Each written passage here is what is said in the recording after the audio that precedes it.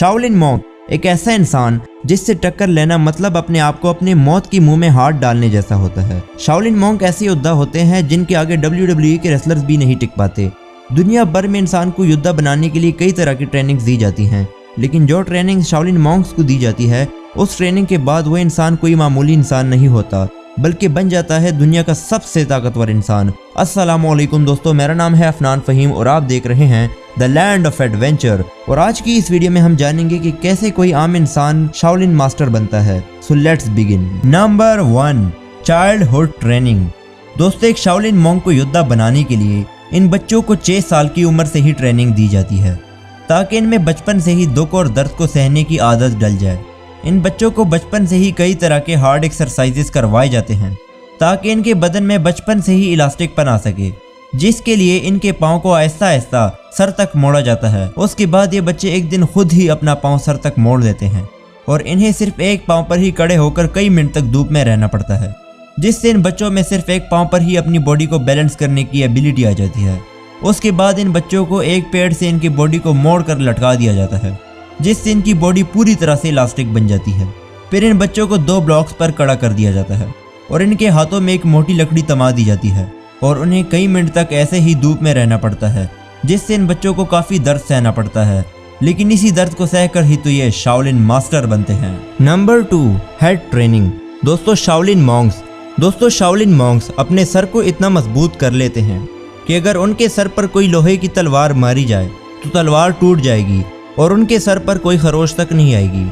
Shaolin Monks अपने sir यानी head को मजबूत करने के लिए लोहे से बने पंचिंग बैग्स पर अपने सर आहिस्ता आहिस्ता ठोकते हैं।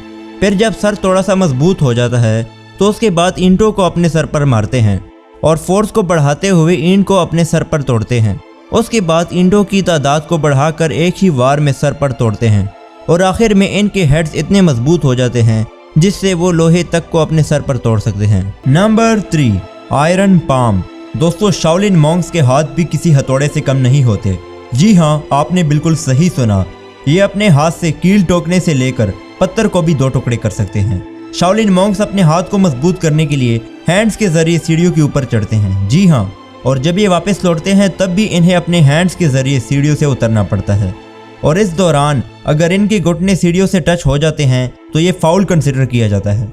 शाओलिन मॉन्क्स अपने हैंड्स को मजबूत करने के लिए एक दूसरी ट्रेनिंग भी करते हैं, जिसमें इन्हें लोहे के 2 रोलर्स के बीच में अपने हाथों को घुसाना पड़ता है। शुरू में लोहे का वजन कम होता है, लेकिन जब ये प्रोफेशनल हो जाते हैं तो भारी वजन वाले रोलर्स रख दिए जाते हैं। उसके बाद शाओलिन मॉन्क्स अपने हैंड्स को मजबूत करने के लिए तीसरी ट्रेनिंग भी करते हैं। इस तीसरी ट्रेनिंग में ये इन पत्थरों से भरे ऑब्जेक्ट में अपने हाथों को तब तक मारते हैं जब तक हाथ पूरी तरह सुन्न ना पड़ जाए।